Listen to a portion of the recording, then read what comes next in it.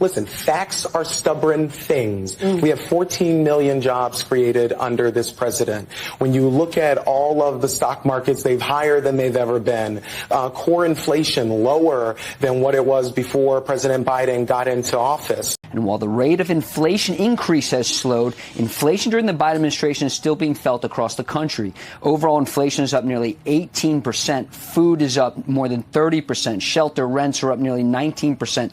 Energy is up nearly 33%. And electricity is up 27%. So much of what Dr. King fought for, this idea that every single person, no matter who they are, who they look like, where they're from, could participate in their democracy, that's on the line. And tomorrow marks the beginning of a critical election where I don't think I'm being hyperbolic by saying this next election is about whether or not we can have elections in this country as we know it.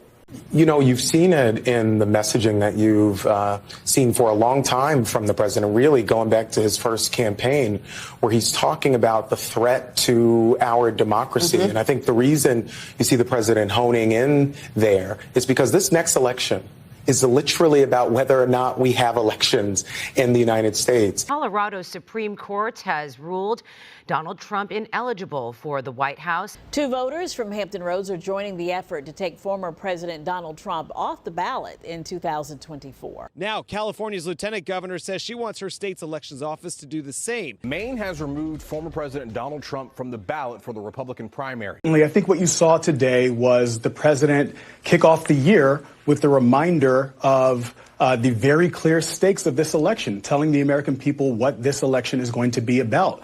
And that's whether or not democracy will remain the sacred cause of the United States of America. But why hasn't the president been effective then with the messaging, touting those accomplishments, as you say, to constituents, to voters of color, that Charlemagne is speaking on behalf of, essentially, when he says, look, I'm frustrated, I don't feel like he's done enough, and what he's doing now just isn't cutting it? Well, the truth is, Charlemagne and I share frustration. Mine is a little bit different because I believe that the president is doing, and the vice president, their role, which is President Biden wakes up every day trying to figure out how he can make this country better for you, for your community, for your families. And he keeps his head down and he does the work, which is why he has so many accomplishments. Explain to them more or less the accomplishments that Biden's had in office. Is he wrong to be worried? Look, first of all, I want to very level set this. Nobody, no administration has accomplished what the Biden-Harris administration has accomplished for the African-American community. The campaign see this warning by former President Obama as a wake-up call. Will there be structural changes to the campaign? Look, our campaign has been awake since the president announced in April, which is why we've come out the gate swinging. It's why we've put innovative organizing programs in place to begin to communicate with voters on the ground. Your reaction to that is a low number. Well, sure. There's a lot of polling that's flying around right now. There's also recent polling that shows Biden up in states like Michigan and Pennsylvania last week. But frankly, we're not too focused on any polling at this stage in the race. We're focused on doing what we're doing here today, right? Drawing the sharp contrast, making sure that the American people understand the stark choice that's going to be presented in front of them come this November. Look, President Biden is more than a president. He's a father. Dr. Jill made it very clear that she is very concerned about how they're treating their son. This is an issue that we ought to pay close attention to, because if you are the party of family values, you ought to value family. They are not valuing family. They need to stop this foolishness. How worried are you about black voters showing up for President Biden in November?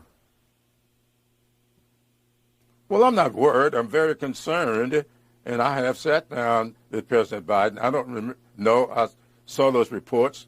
I've also seen at least one report indicating that I have sat down with President Biden, and I did with him, and I've told him what my concerns are. I have no problem with the Biden administration and what it has done. My problem is that we have not been able to break through that MAGA wall in order to get to people exactly what this president has done. Is it fair to tie in any way what happened at the Emmanuel AME Church to Donald Trump? Donald Trump had barely launched his campaign when that attack happened. Well, thank you very much for having me, Jake. I think it is very clear that Donald Trump's utterances way back before Charlottesville, or at the time of Charlottesville, ties him to what happened at Mother Emanuel.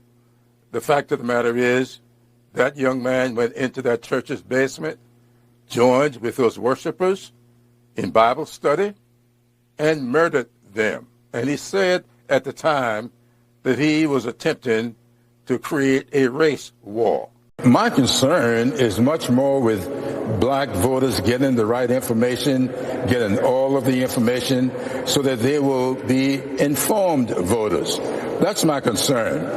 I believe very strongly that this president has done what is necessary to earn the support of African Americans all over this country.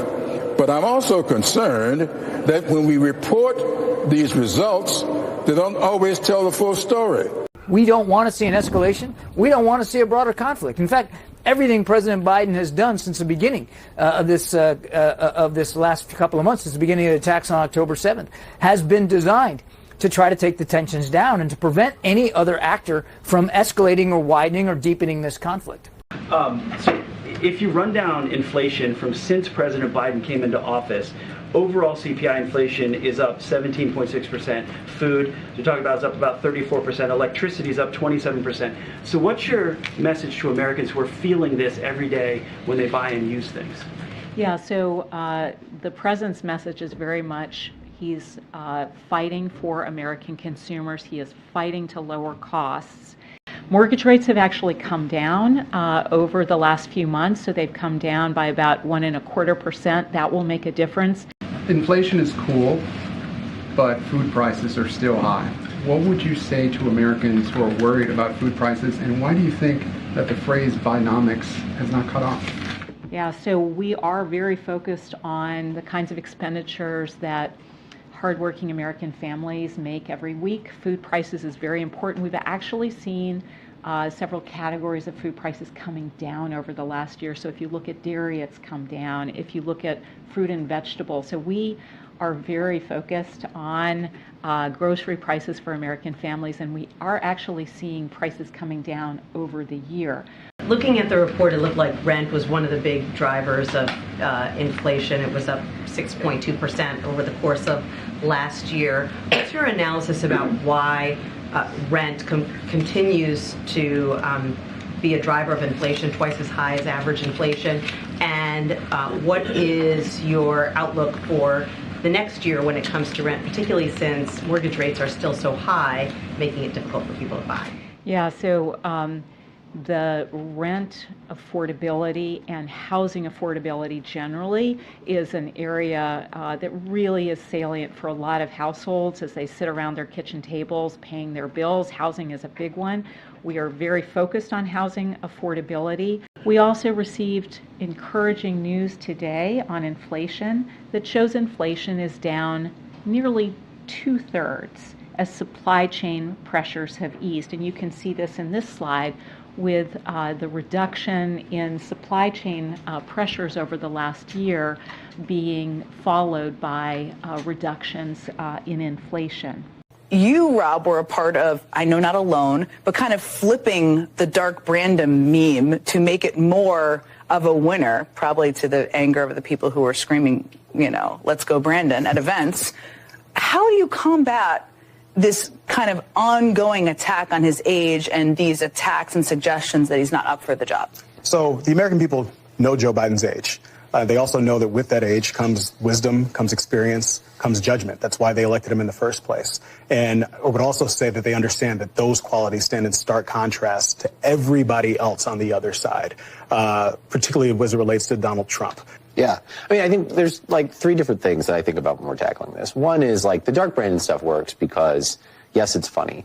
And yes, it's sort of memey, but also it is based in that truth. The aviators with things shooting out of them. I don't know if you're responsible for that, but that was my favorite. So no, that's not a scare tactic, and I think Joe Biden's doing exactly right. And it would behoove all of the rest of us, because I guarantee you, history's going to remember who stood up in this time and who said that. You don't have to necessarily agree with Joe Biden, but he respects the electoral process. He tries to not disenfranchise people. He doesn't propagate the big lie, and he's not trying to restrict freedom. So no, this is real. It's not your team. This is not the NFL playoffs and you wear a jersey of one team, whatever. Donald Trump is a threat to the democracy, and there's too many people that are following that. That's why we need to reelect Joe Biden, and that's exactly what we're going to do. And freedom to read books, my goodness, they're trying to ban Charlotte's Web here in Iowa. That's not going to happen under a Biden presidency, and that's the message. Do you think it's a crisis, what's happening at the border?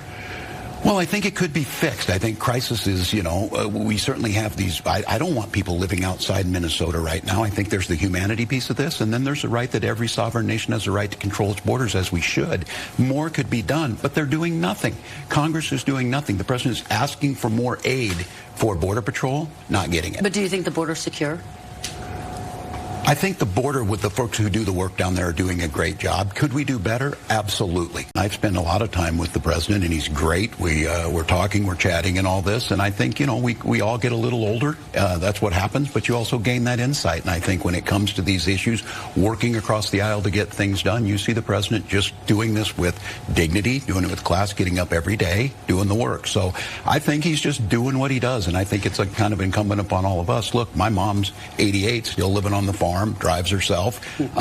Folks are able to do this, so I think this little bit of ageism that goes to this, if it's not that, would be something else. They attack all of us on something. This is part of it. I mean, look, demonstrably, poll after poll shows that the broadly great economic news and the significant accomplishments of the first few years of the Biden administration hasn't really broken through. And I think Congressman Clyburn was talking about specifically black Americans, but younger Americans, working class Americans aren't quite feeling it.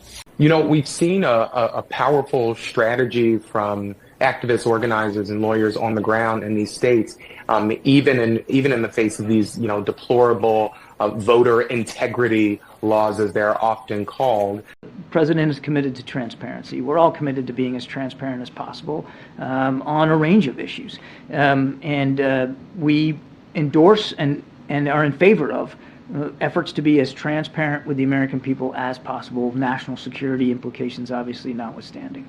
There's a new report out from the defense IG that says that American defense officials didn't fully count for nearly 40,000 weapons that the U.S. provided to Ukraine, sensitive material, small enough to be bartered, put on the black market. Does the White House have any reaction, any concern about that report? Certainly, I'd refer you to the Defense Department for a more detailed reaction, but just let me broadly say we have for many, many months now been interested in improving accountability over the end use of material that is provided to Ukraine. We have had that conversation with our Ukrainian partners, and they share our concerns about accountability. There have been calls for Austin to resign because of his lack of transparency involving his hospitalization and his prognosis, his diagnosis. What's your response to that? The president has made it clear. Secretary Austin is his defense secretary, will remain his defense secretary. He has full faith and confidence in Secretary Austin and his leadership. And that leadership, as we just talked about, was on display to everybody in the national security team as he in a hospital bed, still leading and commanding our forces in some dangerous missions here. You used to work very closely with the Defense Secretary Lloyd Austin. Yes. And as we were just talking about, everyone is hoping he pulls through this battle with cancer healthy and strong. But why is he still in the hospital? If he's able to work, why does he still need to be at Walter Reed?